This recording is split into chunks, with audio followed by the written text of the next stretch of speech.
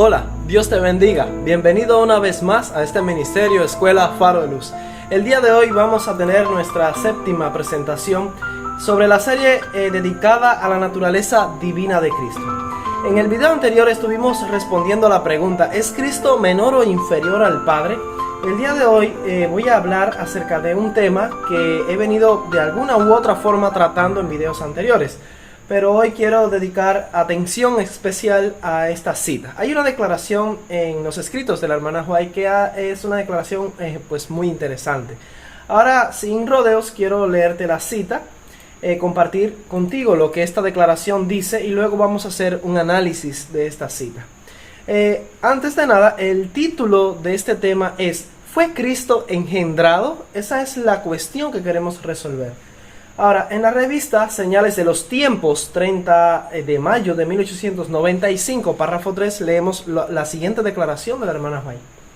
Se hizo una ofrenda completa porque Dios amó tanto el mundo que dio a su Hijo unigénito, no un hijo por creación como lo fueron los ángeles, ni un hijo por adopción como lo es el pecador perdonado, sino un hijo engendrado en la imagen expresa de la persona del Padre, y con todo el brillo de su majestad y gloria, uno igual a Dios en autoridad, dignidad y perfección divina.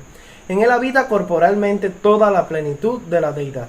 Así que sin más, esta es la declaración significativa. Esta cita de alguna u otra forma se ha convertido en el pilar básico de nuestros amigos antitrinitarios para sostener la idea de que Cristo es literalmente el Hijo de Dios y ha sido engendrado en el tiempo. Ahora, esto es una declaración muy interesante del espíritu de profecía. Aquí la hermana White escribió textualmente que Cristo es un hijo engendrado en la imagen expresa de la persona del Padre. Esto ha llevado a muchos adventistas a suponer, a tomar la suposición semi-arriana de que Cristo es literalmente nacido de Dios en su naturaleza divina. Lo que significa que Cristo tuvo un comienzo en el tiempo y por implicación hubo un momento en donde Dios el Padre estuvo solo en la eternidad.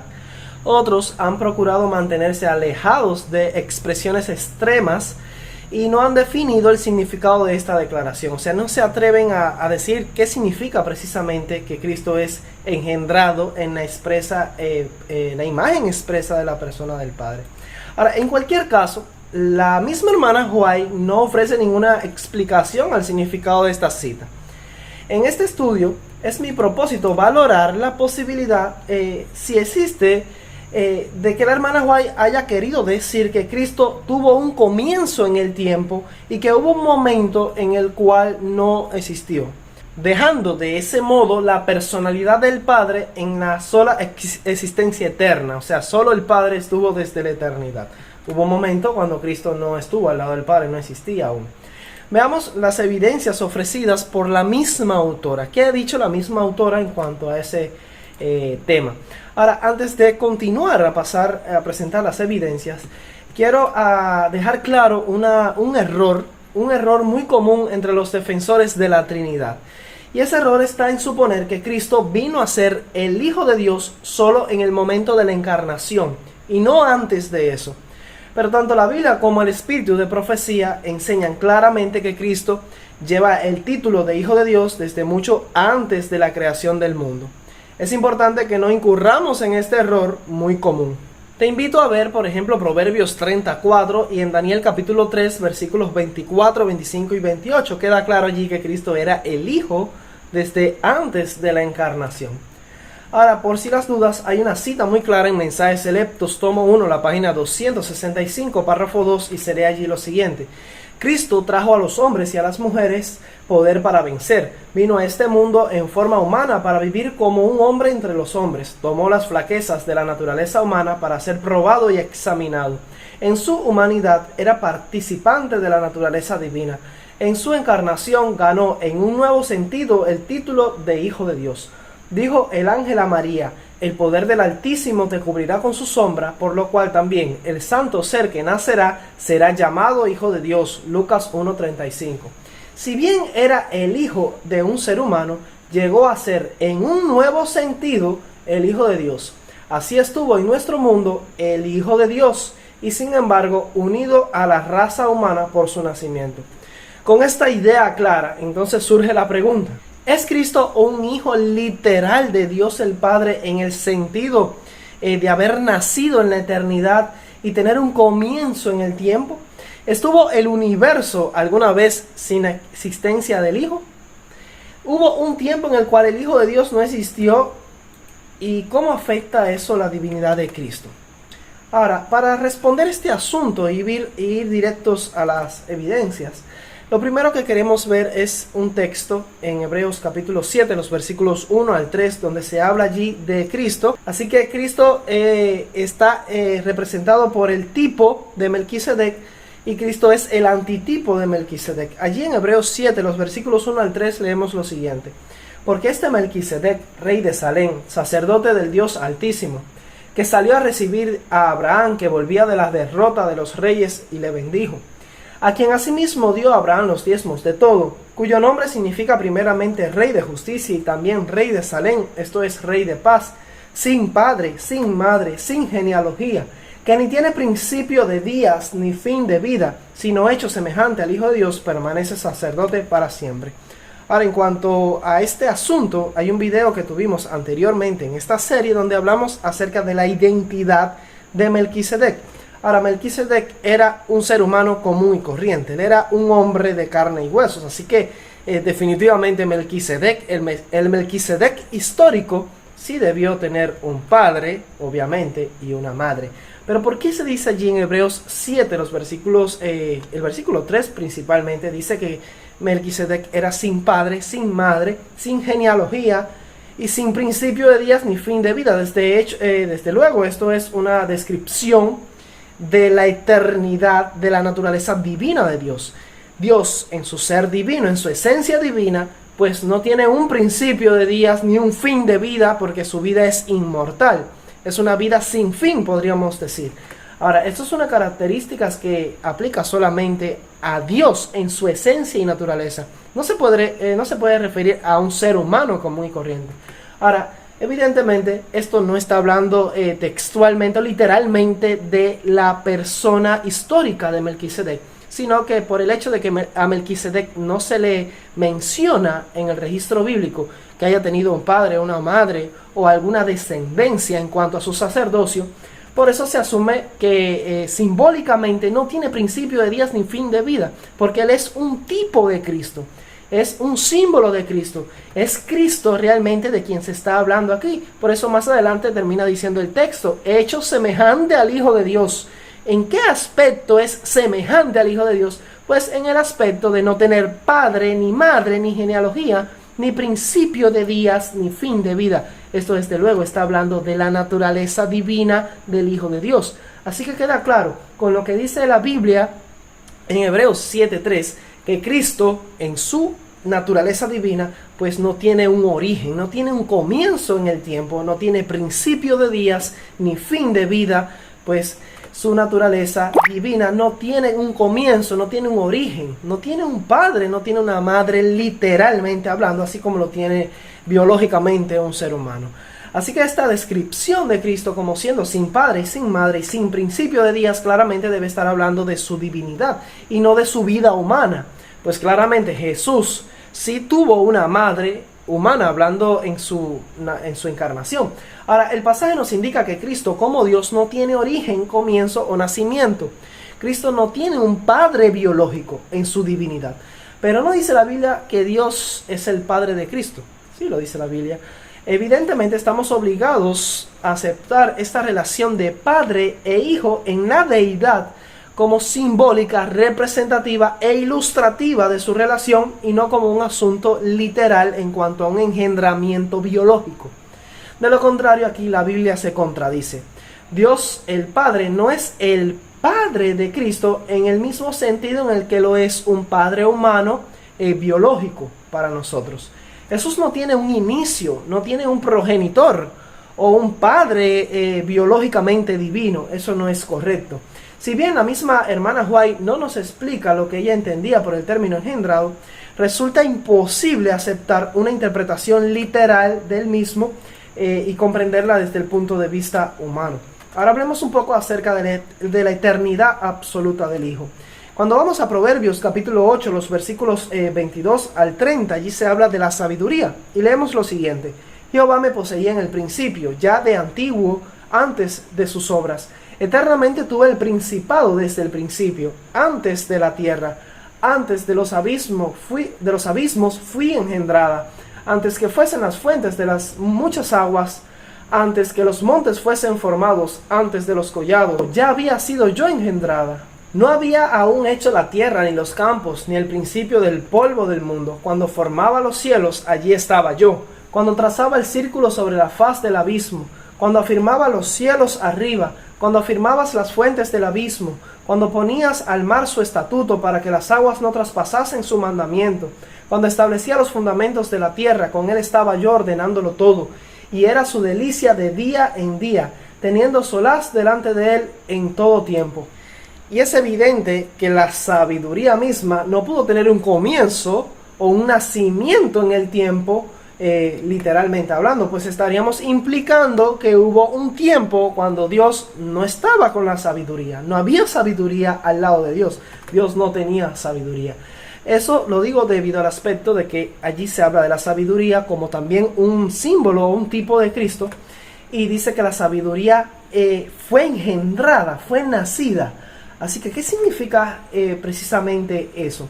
Ahora, como bien decía, no puede ser que la sabiduría haya comenzado en el tiempo o haya nacido y que antes de ese engendramiento de la sabiduría, pues no había sabiduría y Dios estaba sin sabiduría. Esto es absurdo. Ahora, la sabiduría ha acompañado a Dios desde su misma existencia. De modo que Dios y la sabiduría han coexistido desde la eternidad misma. De la misma manera, no hay un Padre eterno sin un Hijo eterno. Porque sin Hijo, el Padre ni siquiera sería Padre, pues ¿quién entonces sería su Hijo? Así que cuando usted anula la eternidad del Hijo, automáticamente también está anulando la eternidad del Padre. El Padre no era Padre porque no tenía a nadie, no tenía a un Hijo para ser Padre de ese Hijo. Así que cuando se habla cuando se anula la eternidad del Hijo, pues automáticamente se anula la eternidad del Padre. Así que ¿quién era Dios el Padre sin un Hijo? Pues tampoco sería Padre. De la misma manera que sería Dios sin sabiduría. Así que evidentemente la sabiduría engendrada allí no es un nacimiento y un comienzo para la sabiduría. Luego todo lo que leemos sobre engendrada o engendrado en algunos otros pasajes debe entenderse como más bien manifestada, dada a conocer, hecha, establecida, sin que eso signifique que hubo un tiempo anterior a eso en el que la sabiduría no existía. Ahora, vamos al Salmo 45, versículos 6 y 7, y dice lo siguiente: Tu trono, oh Dios, es eterno y para siempre. Cetro de justicia es el cetro de tu reino. Has amado la justicia y aborrecido la maldad. Por tanto, te ungió Dios, el Dios tuyo, con óleo de alegría, más que a tus compañeros. Ahora, el Salmo 45, 6 está hablando de Dios allí, y dice que tu trono, oh Dios, es eterno y para siempre. Lo interesante es que en el versículo siguiente se habla de otra persona distinta al cual se le define también como Dios. Dice, por tanto, te ungió Dios. Tenemos a una persona llamada Dios que está ungiendo a otra persona llamada Dios también. Esto es un texto muy significativo para probar la pluralidad de Dios. Hay dos personas allí definidas como Dios. Ahora, de la primera persona se dice que es eterno y para siempre. Su trono es un trono infinito. Es eternamente existente. Ahora, si vamos a Hebreos capítulo 1, los versículos 8 y 9, vamos a encontrar allí que se habla de Cristo. Es de Cristo quien se dice eso.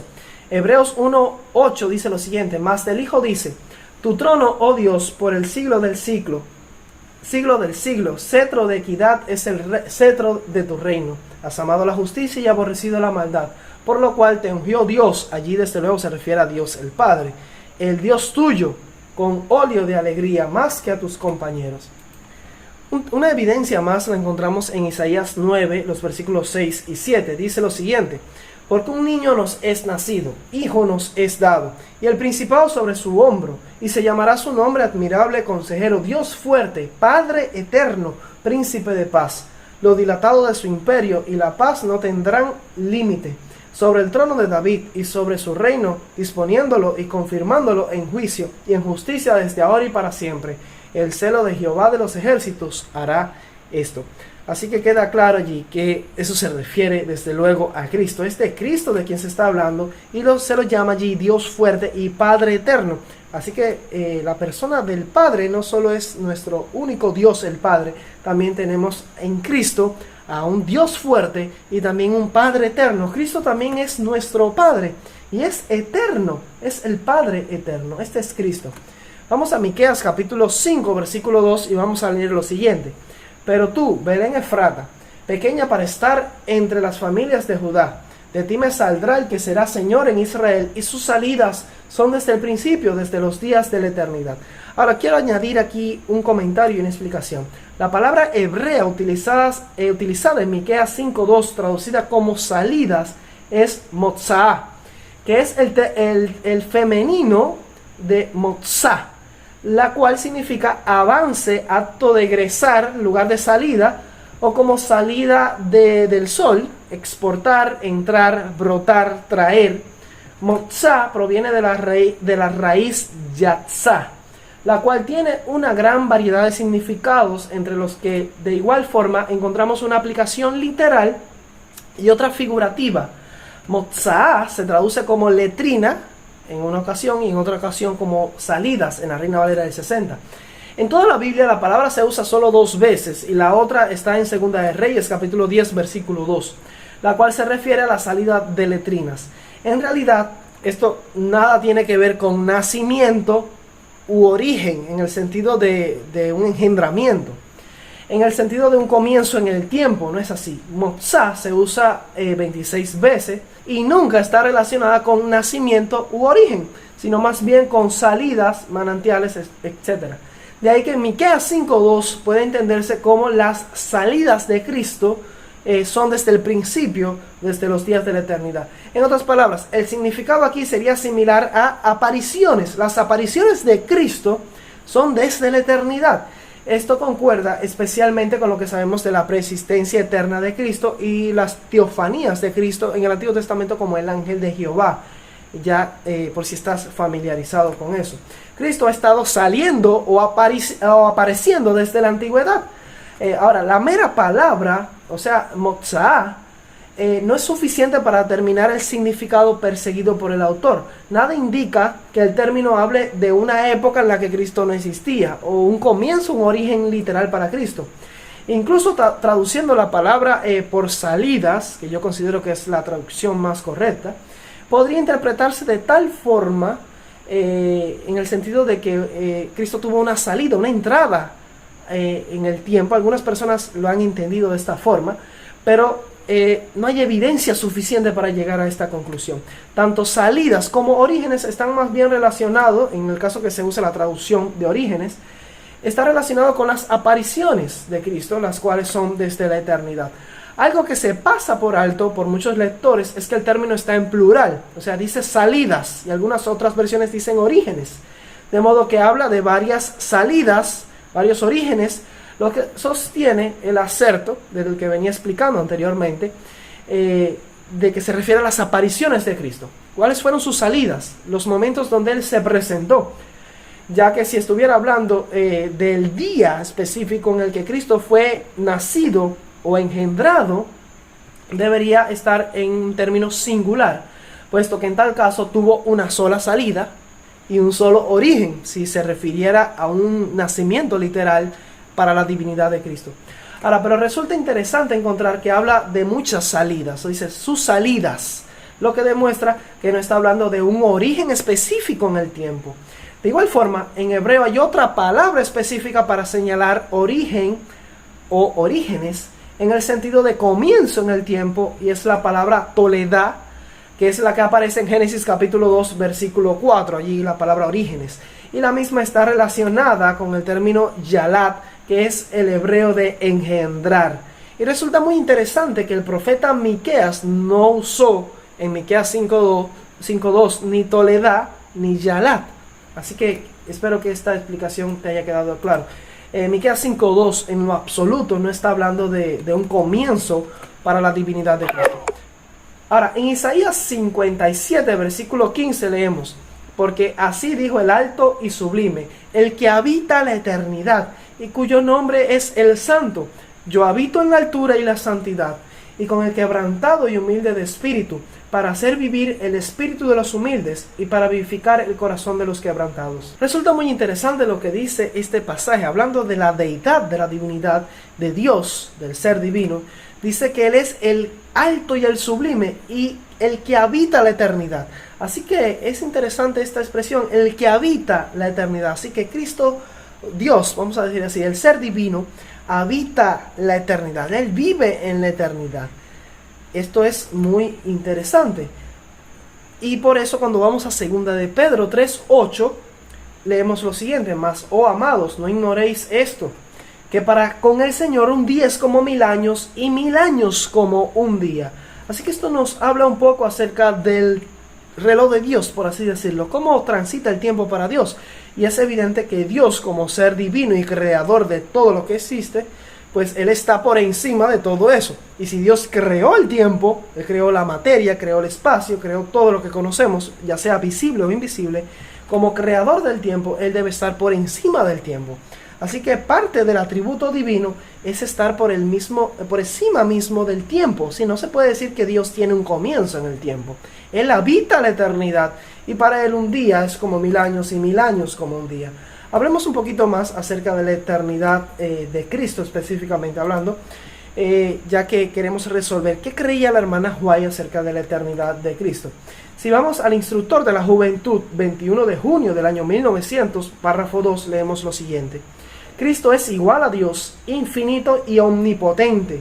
Él podía pagar el rescate por la libertad del hombre. Es el eterno Hijo, existente por sí mismo, sobre quien no se había puesto ningún yugo. Y cuando Dios preguntó ¿a quién enviaré?, pudo contestar: heme aquí, envíame a mí. Así que esta cita es una bomba, está clara. Dice que Cristo es eterno, el eterno Hijo, existente por sí mismo, lo que denota que a Cristo nadie le dio existencia. Nadie lo hizo, nadie lo creó, nadie lo engendró. Él no existió por voluntad de nadie. Cristo existe desde la eternidad por voluntad propia, existente por sí mismo. Eso es lo que significa ese término. Cuando tú crees que Cristo tuvo un origen en el tiempo, un nacimiento literal y un comienzo en la historia pasada, pues definitivamente quien lo hizo nacer, quien lo engendró o quien lo inició en la vida es su creador, por así decirlo, o su progenitor. Vamos a usar ese término entendiendo esa idea, pero desde luego es una idea errada, porque Cristo se nos dice que es existente por sí mismo, existe por voluntad propia, no porque alguien más lo haya hecho. Esto es algo claro. En el deseado de todas las gentes, la página 489, párrafo 2, leemos lo siguiente: tratando todavía de dar la verdadera dirección a su fe. Así que si tú quieres tener una dirección verdadera y correcta en tu fe en cuanto a la deidad de Cristo, pues presta atención a lo que vamos a leer. Así que tratando todavía de dar la verdadera dirección a su fe, Jesús declaró: yo soy la resurrección y la vida. En Cristo hay vida original que no proviene ni deriva de otra. El que tiene al Hijo tiene la vida. La divinidad de Cristo es la garantía que el creyente tiene de la vida eterna. Hay 3 aspectos que quiero señalar aquí en esta cita. En primer lugar, esta es la verdadera dirección en nuestra fe. Si quieres tener una fe correcta, una fe verdadera, debes entender y creer en esto. En segundo lugar, lo que tienes que creer y entender es que Cristo, su vida es original, es propia de Él, no proviene ni deriva de otra. O sea, la fuente de la vida de Cristo es existente en sí mismo. Él tiene vida propia, existencia propia. Nadie le dio la vida, nadie le dio origen, nadie lo engendró, nadie lo creó, nadie lo hizo, ya sea el término que usted crea o entienda. Así que la vida de Cristo es original en Él, no proviene ni deriva de otra. Ahora, yo sé que algunas personas dicen: no, desde que el Padre lo hizo con una batería, es una forma de decirlo, como si tuviera una batería única que es autosustentable. Él tiene vida propia y tiene vida original porque Dios le dio ese tipo de vida. Pero eso es absurdo y es contradictorio con el sentido original que tiene la frase. De hecho, fue una expresión revolucionaria en los tiempos de Elena de White, y ojalá pudiéramos hablar de eso en otro video. Esto realmente revolucionó el pensamiento que tenían los pioneros, porque no era lo que se creía. Así que fue claro, en la época en la que salió esta cita, nadie la entendió así. La gente sabía lo que quería decir la hermana White con esta cita, y era que Cristo literal pues no tenía un comienzo, no tenía un origen. La vida de Cristo es original en él, que no proviene ni deriva de otra. Si fue engendrado en algún sentido literal, si fue hecho por Dios de alguna forma, pues su vida estaría dependiente de aquel que lo engendró. No sería original en él, sería original en el otro, en el Padre en este caso. Pero es una idea errada. El tercer punto y final que quiero señalar de esta cita es que se habla allí de la divinidad de Cristo. Es la garantía que tiene el creyente de la vida eterna. Así que pregunto, ¿tiene algo que ver la divinidad de Cristo con el hecho de que su vida era original y no proveniente ni derivada de otra? Desde luego. Parte del atributo divino de Cristo, de la deidad de Cristo, está en el hecho de entender que creamos y tengamos esta verdadera dirección en nuestra fe, creer que Cristo es absolutamente eterno. Su vida es propia de él, original, es autoexistente, existente de por sí mismo. Así que la deidad incluye necesariamente la eternidad. O Cristo es absolutamente Dios o no lo es en lo absoluto. No hay una conclusión intermedia en este asunto. No podemos aceptar una deidad para Cristo sin eternidad. Si Jesús es tan infinito como Dios el Padre, si es existente por sí mismo, no hay espacio ahí para una posible entrada a la existencia o a la vida. No hay nacimiento, ni origen, ni formación para Jesús. Si la vida de Cristo es realmente original, no derivada, ni proveniente de otra, entonces, ¿cómo podemos sostener a la misma vez un engendramiento literal o un comienzo en la historia pasada? Ser engendrado implica que la vida tuvo origen y dependencia de otra persona. Ya no sería original ni proveniente y derivada de, sería proveniente y derivada de otra. En ese caso, un poco más, la hermana White usó la siguiente expresión hablando de la eternidad de Cristo. En la carta 119 de 1895 leemos: Cristo estaba usando el gran nombre de Dios que le fue dado a Moisés para expresar la idea de la presencia eterna. Así que el nombre dado a Dios, al ser divino, para expresar la idea de una presencia eterna. O sea, si pudiésemos imaginar el tiempo como una línea temporal, donde tenemos el pasado, el presente y el futuro, Cristo está siempre presente en esta línea temporal. O sea, no hay un tiempo, no hay un espacio de tiempo en el que Cristo no esté presente. Él es una presencia eterna. Por eso leíamos que la Biblia dice que Dios habita la eternidad. Porque no hay un comienzo, no hay un punto atrás en el pasado donde Cristo no ha existido, ni va a haber un punto en el futuro donde Cristo no existirá. Cristo está siempre presente, es la presencia eterna. En la misma carta, la carta 119 de 1895, también leemos lo siguiente: yo soy significa una presencia eterna. El pasado, el presente y el futuro son iguales para Dios. Él ve los eventos más remotos de la historia pasada y el futuro lejano con una visión tan clara como nosotros vemos las cosas que suceden a diario. Y este es Cristo. Es Cristo quien tiene una presencia eterna, el que habita la eternidad, el que ve el pasado, el presente y el futuro como una misma cosa. En la revista Señales de los Tiempos, 29 de agosto del año 1900, párrafo 3, dice lo siguiente: antes que Abraham fuera, yo soy. Cristo es el Hijo de Dios, preexistente y autoexistente. Yo creo que la palabra autoexistente es una palabra que no admite ambigüedad alguna. Eso quiere decir textualmente que Cristo es existente de por sí mismo, por voluntad propia. Nadie lo hizo, nadie lo engendró, nadie es su progenitor, por así decirlo. En esta otra cita dice Señales de los Tiempos, 29 de agosto de 1900, párrafo 15, leemos: Él nos asegura que nunca hubo un momento en el que Él no estuviera en estrecha comunión con el Dios eterno. Yo creo que es una cita clara, y la única forma de entenderla es asimilando una coeternidad, una coexistencia entre el Padre y el Hijo. Así que Cristo y el Padre son coeternos. No ha habido un momento en la historia pasada en el cual Cristo no haya estado en estrecha comunión con el Dios eterno. Y ahí los antitrinitarios se van a poner a inventar, a decir: no, desde que Cristo nació, desde que Cristo fue engendrado, pues a partir de ahí nunca hubo un momento en el que Cristo no haya estado en estrecha comunión con el Padre eterno. Pero todo eso son malabares para tratar de explicar lo que es obvio y lo que la cita no está diciendo. Los argumentos del error suelen ser así. Necesitan rebuscar un montón de palabras para para poder engranar su herejía. Pero está claro, es una cita obvia, está diciendo que nunca ha existido un tiempo en el que Cristo no haya existido, junto con el Padre Eterno. Así que ellos son coeternos. Así que Dios está por encima del tiempo, la materia y el espacio. Él creó todas estas cosas para dar condiciones a nuestra esfera de movimiento y acción. Básicamente, el universo tal y como lo conocemos es la dimensión que Dios ha creado para nosotros los seres finitos. Toda criatura de Dios está confinada a los límites impuestos por las dimensiones del universo conocido. Sin embargo, si Dios hizo todas estas cosas, Él definitivamente está por encima de todas estas cosas. Dios no está limitado al espacio, ni al tiempo, ni a la materia. El reloj de Dios no camina en los mismos parámetros y dimensiones que el nuestro. De ahí que es imposible aceptar o sostener un comienzo en el tiempo para Dios, ya que Él mismo creó el tiempo. Por eso es inaceptable la idea de que Cristo haya nacido o haya tenido un origen o un comienzo en la eternidad pasada. Colosenses capítulo 1 versículos 16 y 17 lo dejan claro. Dice allí: porque en Él fueron creadas todas las cosas, las que hay en los cielos y las que hay en la tierra, visibles e invisibles, como el tiempo podría añadir yo. Así que visibles e invisibles, sean tronos, sean dominios, sean principados, sean potestades, todo fue creado por medio de Él y para Él. Y Él es antes de todas las cosas, y todas las cosas en Él subsisten. Ahora, para finalizar, quiero dejar algunas explicaciones.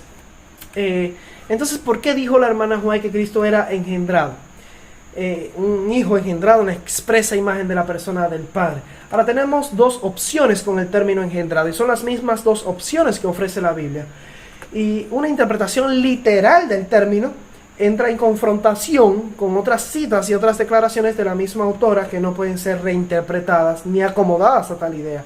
De modo que solo nos queda aceptar una aplicación espiritual o simbólica del término, la cual la Biblia también ofrece. O sea, la Biblia le da en ocasiones un sentido literal, pero también en otras ocasiones un sentido espiritual al término. El término también puede significar iniciado, ungido. Cristo fue iniciado o ungido para el plan de redención, es una idea también, o para el ministerio de la piedad, o como el mediador del plan de redención. En este diseño divino, Dios prometió ser nuestro Padre, Cristo prometió ser nuestro Redentor y el Espíritu Santo el Consolador. Y quiero terminar con esta cita que es del manuscrito 15 de 1898. Dice esta declaración lo siguiente: ¿qué salvación se revela en el pacto por el cual Dios prometió ser nuestro Padre, su Hijo unigénito nuestro Redentor y el Espíritu Santo nuestro Consolador, Consejero y Santificador? En ningún terreno más bajo que este es seguro para nosotros poner nuestros pies. Así que sin más, este ha sido todo el estudio presentado el día de hoy. Espero que haya quedado claro el asunto, espero que hayas quedado convencido en cuanto a la idea de si Cristo tuvo un comienzo, si fue engendrado literalmente y hubo un momento cuando Cristo no existía. Yo creo que eso es un error. Espero que no te enredes con este asunto, espero que este material haya sido de beneficio para ti. Te animo a compartirlo y a no perderte los próximos videos de esta serie. Va a estar muy interesante y va a ser de beneficio pues para muchas personas. Dios te bendiga. Maranata.